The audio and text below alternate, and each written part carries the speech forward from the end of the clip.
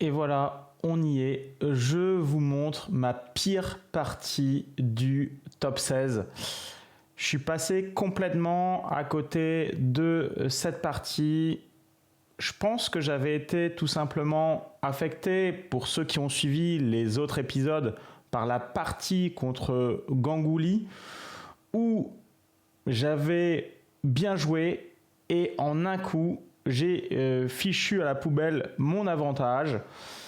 Ça m'a marqué très certainement. Et là, dans cette nouvelle partie, je suis opposé à Christian Bauer, qui est un joueur qui ne me réussit pas du tout, qui est en France une des légendes du jeu d'échecs, puisqu'il a un style très atypique et qu'il a atteint un classement proche de 2700 Elo. En tout cas, Christian Bauer, il est toujours au moins proche de 2600, 2600, 2650. C'est vraiment son niveau depuis plus d'une décennie, voire 2 décennies.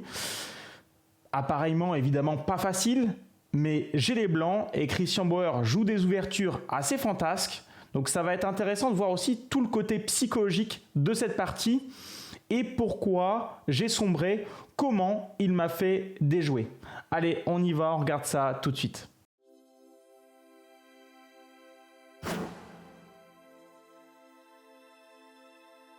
Lors de la dernière ronde du top 16 2022, j'avais déjà joué Christian Bauer.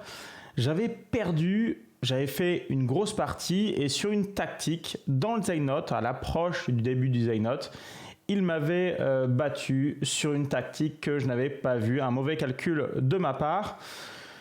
J'avais déjà joué D4 au premier coup et j'ai préféré une nouvelle fois jouer D4 au premier coup puisque Christian Bauer a un panel de coups énorme sur E4 comme sur D4 à la limite, mais c'est quand même pour moi plus facile de savoir un petit peu ce qu'il va jouer sur D4. Sauf que il m'a surpris dès le départ en jouant l'assez rare G6 qui m'offre la possibilité soit de jouer C4 type Gambit, mais une formation est-indienne pour les noirs, ou alors je peux retomber dans ce qu'on appelle la moderne avec E4 où je m'attribue tout le centre dès le départ. Et j'ai joué E4 parce que je me dis, bon, ça va quand même être sympa. Si on nous donne le centre, il faut le prendre. Même si Christian est très malin dans les débuts atypiques, il faut y aller. C'est un avantage directement pour les blancs. Et là, il va me resurprendre. Christian Bauer est un des spécialistes de Scandinave, l'ouverture où on sort sa dame très tôt. J'ai déjà décrié cette ouverture sur la chaîne, mais Christian Bauer a un grain particulier aux échecs. Il est capable justement de jouer ces ouvertures atypiques et d'être très créatif derrière. Du coup, ça fait de lui un des joueurs capables dans le monde même de jouer des ouvertures réputées douteuses. Et là, il retombe dans une Scandinave, en plus avec G6, ce qui est, on va dire, à la limite, encore plus douteux. Sauf que lui connaît très bien les patterns de cette position. Et pour moi, qui suis entraîneur, normalement, j'ai une connaissance assez large, mais pas assez profonde des ouvertures. Et bien déjà là, je suis embêté parce que normalement, ma connaissance large doit me permettre de jouer ce type de début. Et bien là, je n'en sais rien, je ne me rappelle plus. En plus, c'est plutôt une ouverture qu'on va trouver après E4 et non après D4. Bref, il gagne non pas la bataille de l'ouverture, mais la bataille psychologique du début d'ouverture en faisant ce choix-là. Donc évidemment, je prends pour lui attirer sa dame au centre. Je profite de sa dame avec cavalier C3. Je pense que tout le monde comprend. Je m'appuie sur son développement. Dame D8 et je joue cavalier F3. Alors déjà, j'ai pris 10 minutes pour jouer cette séquence. Alors qu'objectivement, en 3-0 sur chess.com, en partie de 3 minutes chacun, j'aurais joué exactement la même chose en quelques secondes. Donc déjà, c'est pas trop le problème technique, c'est le problème de la confiance en soi. Fou G7, Fou C4, c'est joué relativement rapidement. Cavalier F6, petit roc. On voit presque un quart d'heure pour jouer cette séquence-là. Christian Bauer, lui, moins de 5 minutes. C'est correct, pour l'instant ça va. Et là je vais jouer H3 assez rapidement, A6, A4, je me pose la question de jouer cela, cavalier C6. J'ai pas pris trop de temps pour l'instant et j'ai joué des coups normaux. À l'issue de cette partie, Andrei Sokolov, ex numéro 3 mondial et aussi un de mes partenaires dans l'équipe, m'a dit « Kevin, sur ce type de début atypique, te pose pas trop de questions, joue classique. J'ai joué relativement classique, mais je me suis posé trop de questions. On va le voir dans la séquence suivante. Tour 1 joué en 5 minutes, B6. Donc là, vraiment, j'ai adopté un format classique de pièces et c'est intéressant pour vous puisque ça, vous pouvez aussi l'adopter. C'est-à-dire quand on vous joue quelque chose de bizarre, jouez simple, jouez normal. Ça va être assez facile pour vous de le refaire. Ici, j'ai le choix pour moi entre fou F4 et fou G5. Pourquoi j'ai le choix entre ces deux coups-là? L'urgence de ma position, c'est le fou C1. Et là, je vais commettre l'irréparable. Ça me correspond bien ce que je vais faire ici. On voit 1h12 contre 1h13. Donc même Christian m'a dit que H3 n'était pas obligatoire. Je ne regrette pas nécessairement ce coup. Ça évite tous les prises de tête avec fou G4. Ça contrôle bien la position. Pour l'instant, je suis plutôt content. Et c'est quoi l'irréparable? Ceux qui m'ont vu en speedrun, vous savez que je suis trop lent. Mon excuse, c'est je commente, c'est des parties de 10 minutes. Là, on est en partie lente. Et je vais être vraiment long. J'ai 1h11 à ce moment-là, c'est pour ça que je vous mets la pendule à chaque fois. Et bien là, je vais passer à 44 minutes. 25 minutes pour jouer fou F4. Objectivement, je ne savais pas trop quelle était la meilleure case. En fait, les deux sont jouables. C'est encore mieux ici, en termes pratiques, de jouer un peu au hasard, mais en 5 minutes, quoi. Si je ne sais pas me décider entre fou F4 et fou G5, évidemment, je joue très vite un des deux et point final. Ça, c'est l'aspect pratique. C'est ce que je ne sais pas bien faire aux échecs. Il y a des joueurs qui auraient pris la décision sans véritablement savoir. Or, les échecs, c'est la science du meilleur coup, mais les échecs de compétition, il y a aussi un rapport qualité-temps, temps pris et qualité du coup effectué. On s'en fiche, fou F4, fou G5. Andrei Sokolov me disait classique, c'est pour lui fou G5 dans ces positions où un fianchetto a été réalisé. Et si le joueur joue H6, on se rapatrie sur la case en F4 et on pourra jouer Dame D2 avec tempo sur le pion H6. Donc les deux sont tout à fait jouables. Honnêtement, je ne suis pas déçu d'avoir joué fou F4. J'aime bien ce coup-là. Mais j'hésitais avec fou G5. C'est légitime comme hésitation. Et en même temps, encore aujourd'hui, malgré l'analyse, je ne sais pas bien quel était le meilleur. Il y a débat. S'il y a débat, les deux sont bons en fait. Voilà. Fou F4, Christian joue fou B7 très très vite. Et là, je me retrouve un petit peu embêté. Je comptais jouer Dame D2, Tour D1, continuer de manière classique. C'est ce qu'il fallait jouer. Et j'ai eu besoin de justifier ma réflexion. J'étais pas content après moi, pendant la partie, d'avoir pris 25 minutes pour jouer fou F4, qui est tout à fait normal. En plus, j'aimais bien ma position. Et je me dis, mais pourquoi j'ai pris autant de temps? Et là encore, je vais faire une bêtise psychologique. Je vais essayer de justifier ma réflexion précédente plutôt que de jouer le simple Dame D2. J'ai trouvé, pendant que Christian était en train de réfléchir 2-3 minutes, je me suis dit, tiens, fou E5, c'est atypique, c'est assez intéressant. C'est ce que je vais jouer. Pourquoi c'est intéressant? Parce que si le cavalier prend en E5, j'ai pion prend E5, le cavalier va partir et je peux jouer fou D5 pour museler véritablement sa position et son fou B7. Museler aussi son fou G7 avec mon pion E5 qui tient bien en plus. Donc c'est une idée plutôt intéressante. Maintenant, j'ai passé beaucoup trop de temps pour élaborer, non pas cette idée, mais le coup précédent qui était normal. Et là, j'ai pas assez réfléchi en fait pour jouer fou E5, qui est un coup un petit peu critique, puisque je mets en tension la position, j'offre potentiellement un fou, avec une idée derrière, qui est vraiment le fait de museler ce fou B7 avec le coup que j'indique, fou D5. Ok, là, Christian, il n'a passé pas beaucoup de temps pour trouver, 8 minutes pour trouver E6, qui est tout à fait normal dans cette position. Comme ça, le pion est dur, c'est-à-dire que ma tour ne va pas l'embêter. Et vous vous rappelez de mon idée sur cavalier prend E5, pion prend E5, je voulais jouer fou D5. Donc il part mon idée de fou D5 après les chances. Donc là, il menace véritablement de prendre en E5. Et là, je me retrouve bien bête en fait. Il n'y a plus de coup. Là, je m'aperçois que mon coup fou E5 était vraiment mauvais. Et je joue peut-être le meilleur coup de la position, oui, sans doute, fou F4. Mais en 8 minutes à nouveau. Donc là, j'avais joué que des coups normaux. J'ai pris une demi-heure pour jouer un coup normal. Puis j'ai essayé de justifier en jouant une idée assez originale que je me suis fait réfuter. Et je me retrouve à avoir perdu 2 temps et avec 35 minutes contre 1 heure. Donc j'ai juste été stupide. Sauf que pendant la partie, je me le dis, je le sais, j'ai vraiment pas été bon sur la séquence et en plus j'ai pris trop de temps. Si j'avais joué juste naturel mes coups à la main, bah ça se serait bien passé. Je pense que j'avais été affecté par la partie de la veille. Je pense que la surprise de Christian dans l'ouverture, je ne m'attendais pas nécessairement à cela, bah ça m'a affecté aussi. Tout simplement, ce que je dis aux jeunes, il faut être plus fort dans la tête. C'est pas non plus incroyable ce qu'il a joué. J'ai les blancs, la position était ultra saine. Si j'avais juste joué naturel, ben je m'en sortais. Puis voilà, essayer d'élaborer je sais pas quoi encore, je me retrouve déjà en légère difficulté puisque on peut considérer que les noirs ont maintenant égalisé dans cette position.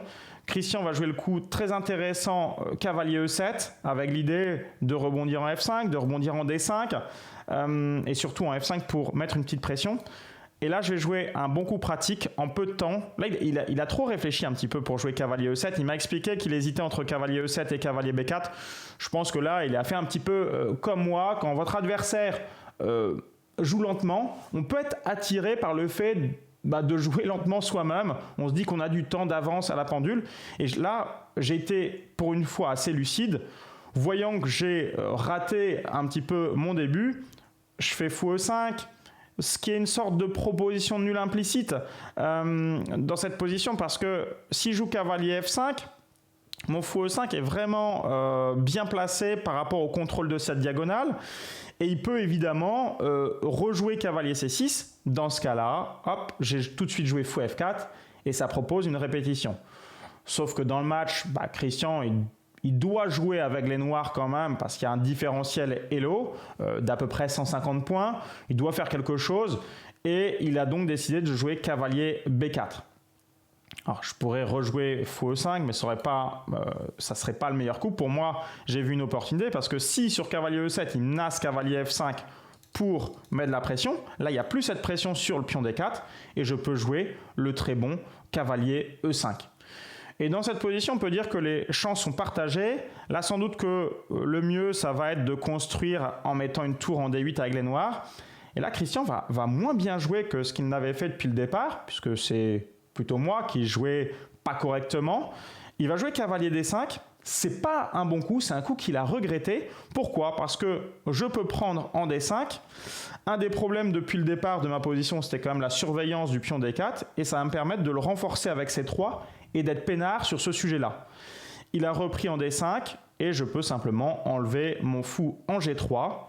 Et je me dis, ma position elle commence à être saine avec le cavalier en avant-poste, le pion qui va venir en C3. Les blancs sont à nouveau mieux. C'est juste que je suis trop lent. H6, je joue C3 rapidement. Roi H7, jouer rapidement. Et là, je me dis qu'il faut que j'accélère parce qu'on est au 19e coup. On a pris beaucoup de temps, plus d'1 heure chacun. Il nous reste 26 et 27 minutes dans cette position. Et là, je vais encore une fois jouer beaucoup trop vite. J'ai regretté instantanément le coup que j'ai joué. Donc, c'est vraiment ma réflexion stupide d'une demi-heure qui me coûte cher parce que j'ai envie de rattraper le temps perdu. Et là, je joue pas bien parce qu'il y a un coup évident. Je sais pas trop pourquoi Christian a joué H6, Roi H7. J'aime pas en fait ce qu'il a joué. Et je regrettais de ne pas avoir joué dans la partie le simple fou D3 pour me mettre en relation avec son roi. Ce fou qui n'est plus très bon. J'ai éventuellement les idées H4, H5 derrière. La position est super saine. Je sais pas pourquoi je ne joue pas ça à ce moment-là. C'est tellement simple. À la place, je joue une nouvelle fois mon cavalier en F3. Alors mon cavalier E5 était bien placé. Il y a une idée derrière, pour ce coup un petit peu bizarre à l'œil, c'est de mettre mon fou en E5.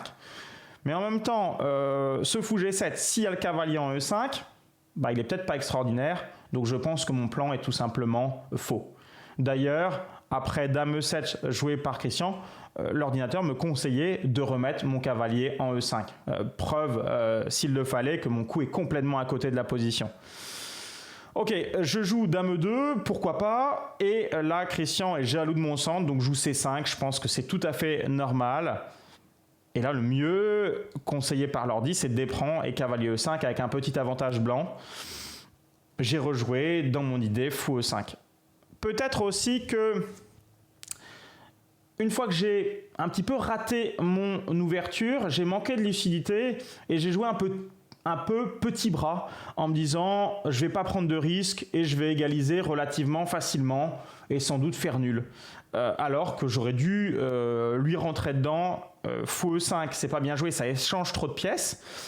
Normalement, pressé prendre des 4, je me disais, bon, de toute façon, j'ai la majorité L-Dame, ce qui est plutôt une bonne chose quand le matériel est liquidé. Donc là, je liquide, je joue Dame E5 en me disant, il va sûrement jouer Dame F6, c'est le cas.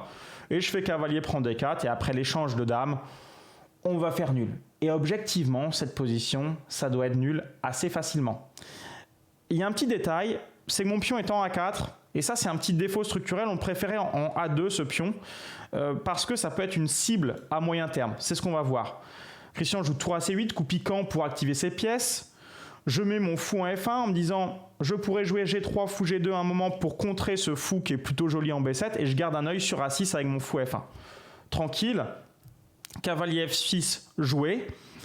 Et là, je comprends assez vite que ma tour en E5 n'est pas très bonne et je me dis pour la première fois, ça va peut-être pas être si facile à annuler parce que pour moi, je suis légèrement moins bien. Il a cavalier D7, il a cavalier C5. Il a peut-être E5 pour me virer mon cavalier D4.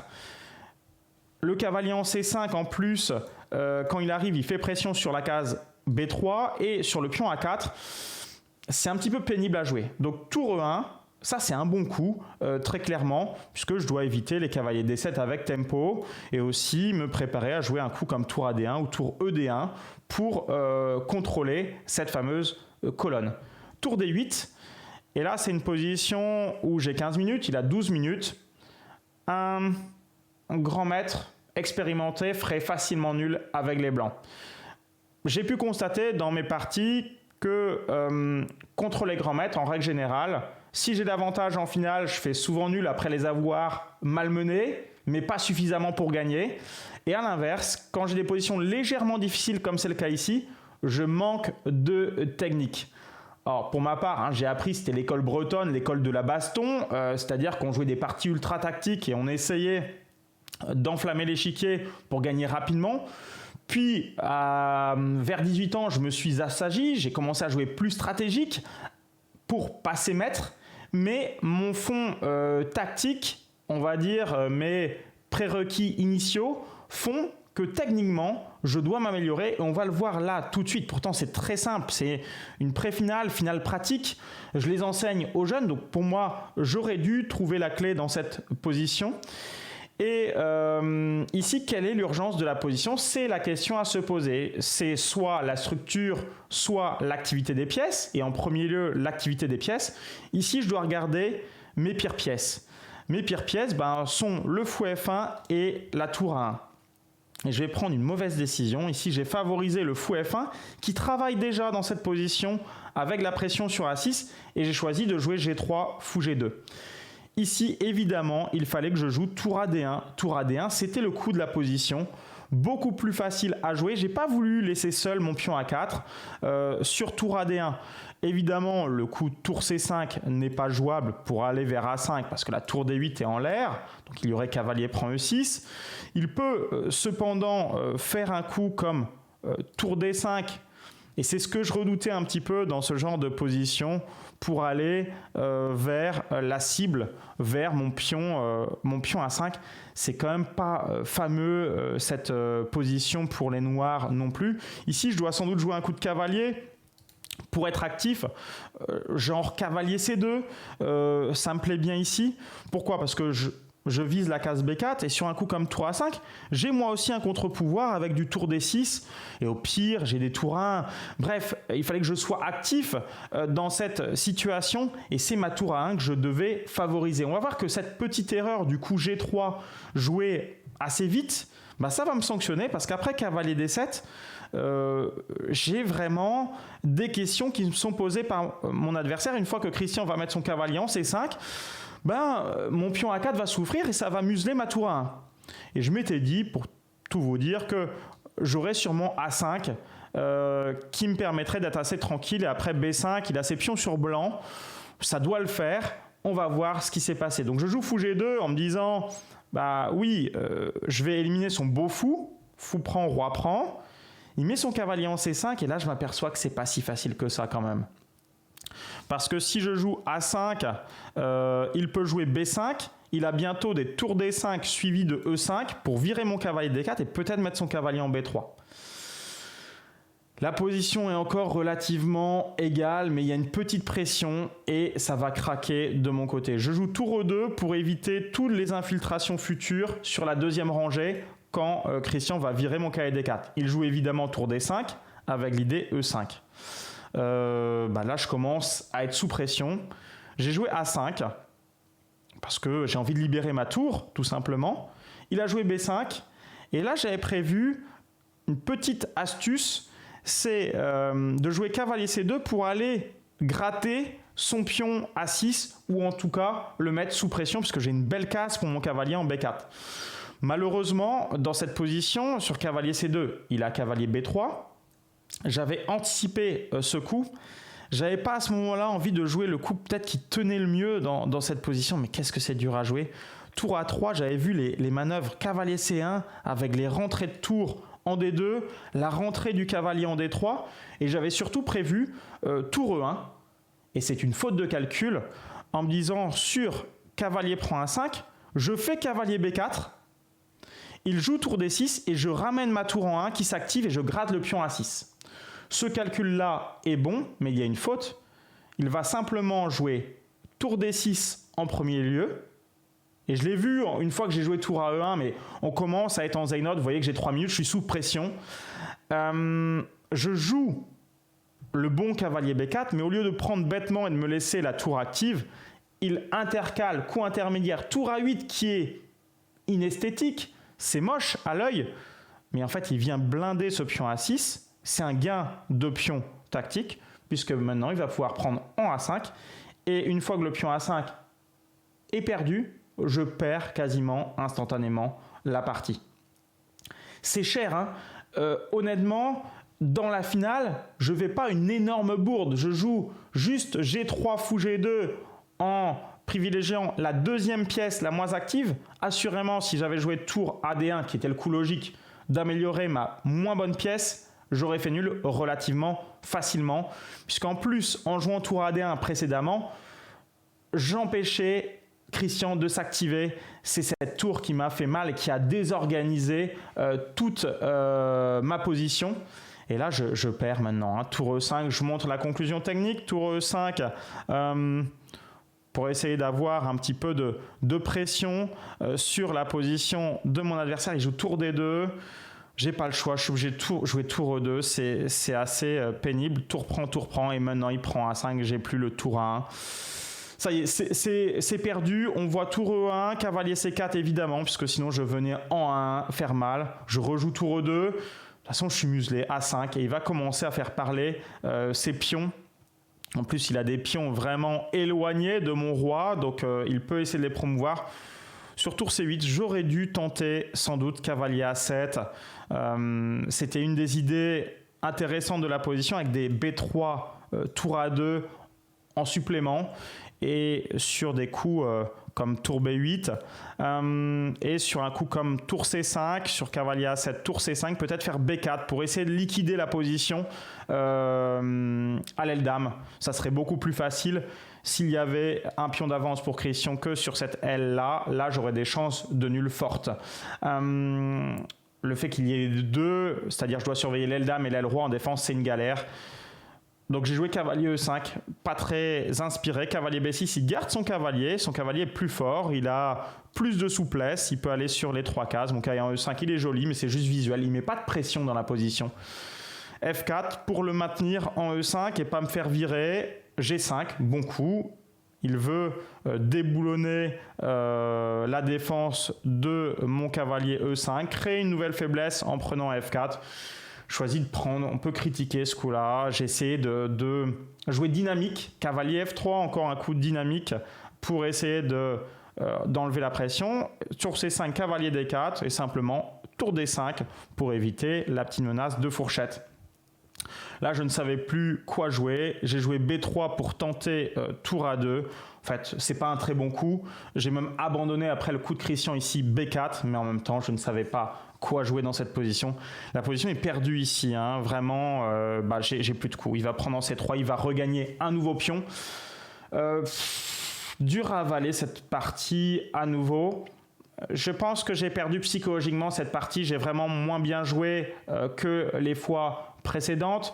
Une pression autour de 90%, bien en deçà de ce que j'avais pu faire jusqu'à présent. C'est vraiment décevant comme partie. Pour moi, j'ai perdu la partie quand j'ai réfléchi 30 minutes. Après, j'ai essayé de jouer plus vite. En tout cas, j'ai perdu mon avantage vraiment bêtement sur une prise de temps trop importante. Ensuite, j'ai essayé de jouer rapidement, mais j'étais mal inspiré par rapport aux autres parties. Et dans une finale ou pré-finale où je pouvais quand même relativement facilement faire match nul, là encore, j'ai manqué de précision. C'est le genre de partie qu'on a envie d'oublier, surtout avec les blancs. Là, je crois que j'ai accusé le coup. Je ne sais pas si c'est le fait de jouer contre Christian Bauer, que je respecte beaucoup pour son niveau de jeu, ou la veille d'avoir raté le gain contre Ganguly, ou un savant mélange des deux, mais en tout cas, là, j'ai pas joué à mon niveau, j'ai été beaucoup trop lent et sans raison, et ça paye cash. Si vous êtes en difficulté, vous avez le droit de consommer du temps, là, je ne l'étais pas, c'est juste tout simplement décevant. Dites-moi ce que vous en pensez de cette partie en commentaire, j'avais montré plutôt un beau visage durant ce top 16, mais cette partie est ratée très clairement. Voilà, je vous dis à très bientôt dans ce Road to GM. On va continuer avec les exemples du top 16. On a vu que les résultats au départ de ce top 16 étaient bons et là, ça se gâte très clairement. Si vous appréciez ce que je fais, n'hésitez pas à mettre un petit pouce, un petit commentaire. Sur ce, je vous dis à très bientôt. Salut!